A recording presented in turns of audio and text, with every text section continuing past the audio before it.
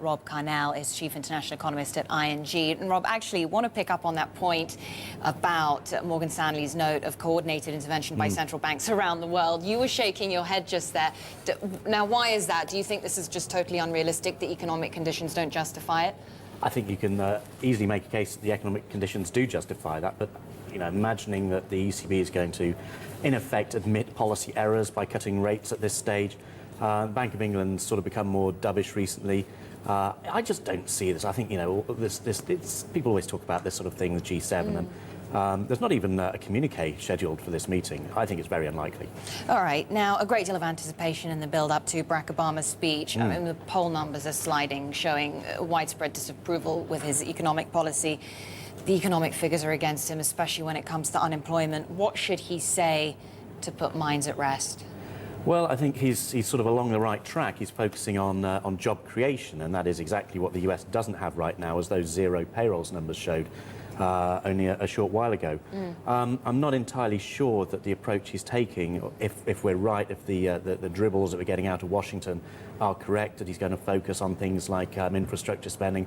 I'm not sure that's the right way about it. Why is that? Well, the trouble is, when you do anything like that, it gives a nice little boost to job creation, or at least to output, for a month or two. But unless you keep on doing it, unless you ratchet it up every month, do more and more and more, all you get is a little spike in growth and then it drops off. You get a big hole the other side. So you don't subscribe to the argument that actually it would create jobs for construction workers, so that it would create a boost to employment, and that also it would lay the foundations of a stronger economy.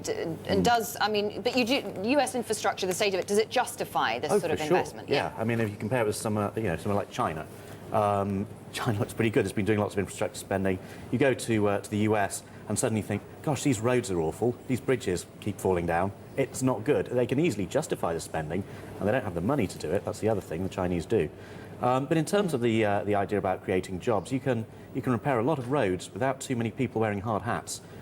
It's not that labour intensive. So I'm not sure it's a great way to do it. But you always, with these things, you always create a vacuum after the spending happens, and that's the big problem. It just creates distortion. Okay, so what are we expecting in terms of jobs? Reading something interesting about a program that could potentially, that is modelled on something that we saw in Georgia, where effectively workers are given access to unemployment benefits for a little while, effectively allows employers to try them out. Is that the sort of thing that we need to see that will boost employment? These sorts of programs are, great sounding. We've got a long history, a lot of experience in Europe and in the UK of programs designed to address long-term unemployment. Things like this are kind of quite good. They enable employers to see who's worth employing. But at the end of the day, these are the sort of people who probably would have found jobs anyway. It maybe helps speed up the process, but people without the skills to match the skills shortages, they're not going to get work through this. Okay, so then what about tax breaks for training, the re-education, reskilling, if you like, of those that have been unemployed for a while? It's a good idea. In principle, again, you've got this problem with wastage. Federally mandating, you've been out of work for a long time, you're receiving benefits, you must go on a training course, otherwise we're going to take your benefits away. It's the sort of thing that we've done in the UK very badly over the years.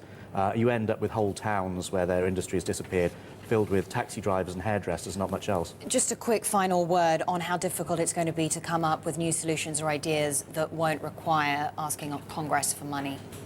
Very difficult. I mean, that's the big critical thing here. I mean, you can come up with the best idea in the world. If Congress turns around and says, you can't have it, you're no better off. OK, Rob Carnell, thank you very much.